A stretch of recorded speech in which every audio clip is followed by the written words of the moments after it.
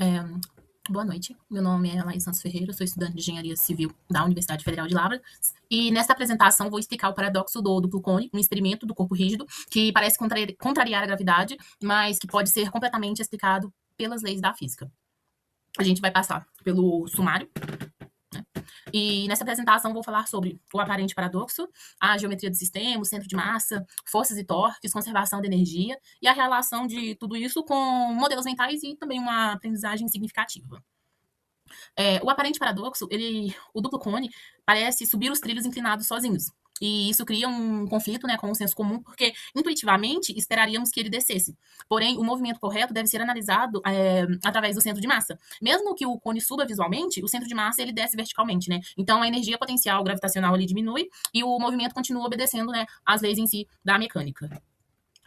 A geometria ela é a principal responsável pelo comportamento do sistema, né? Onde o movimento ele depende da inclinação dos trilhos, da abertura ali entre eles, né? O quanto que esses trilhos podem abrir e da geometria do cone, né? Então a relação geométrica é dada por n, que é igual a tangente alfa vezes a tangente de beta, e o ângulo crítico ele é definido pela tangente de delta zero, que é igual a n. E para que o movimento aconteça, né? Para que esse movimento aconteça, o delta zero ele tem que ser na verdade, delta zero não. O delta ele tem que ser menor que o delta zero. Ou seja, a inclinação da rampa ali deve ser menor que o ângulo crítico.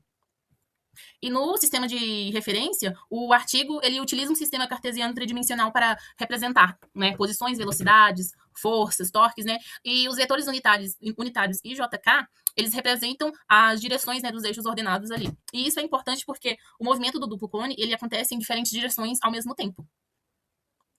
Na parte de vetores e versores, no artigo também aparecem versores muito importantes para representar geometricamente o movimento, né? O versor A, ele representa a direção do trilho e o versor B, ele representa a direção ali do movimento do centro de massa. E isso mostra pra gente que a direção do trilho não é igual à direção do movimento do centro de massa. E o centro de massa, ele é o conceito mais importante, né, do experimento. E a velocidade do centro de massa é dado por VCM, que é igual menos R ponto sobre o seno do θ zero vezes o versor B. E essa equação, ela mostra pra gente que o centro de massa, ele segue uma trajetória descendente, né? E é exatamente isso que explica o paradoxo. No sistema atuam também a força-peso, força normal e também o atrito estático. Além disso, como o cone também realiza rotação, precisamos analisar os torques. A dinâmica rotacional é descrita por somatório de torque, que é igual I vezes a aceleração, ou seja, a soma dos torques externos é igual ao momento de inércia vezes a aceleração angular. O torque, ele representa para a gente a tendência de uma força a produzir rotação.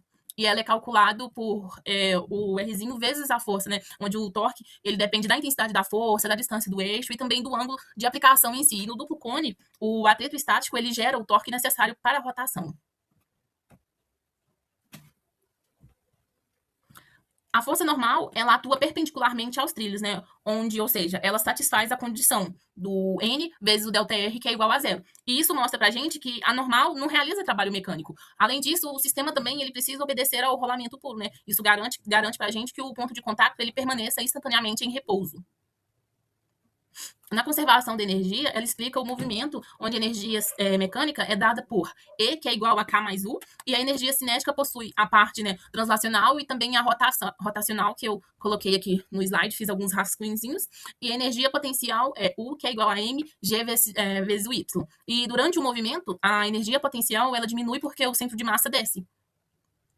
E já na parte de modelos mentais, o artigo de Costa e Moreira, ele mostra pra gente que resolver problemas de física exige mais do que decorar fórmulas, né? É necessário construir modelos mentais que envolvem geometria, vetores, forças, torques, energias, né? E a aprendizagem significativa acontece quando o estudante ele consegue relacionar conceitos físicos de uma forma mais coerente.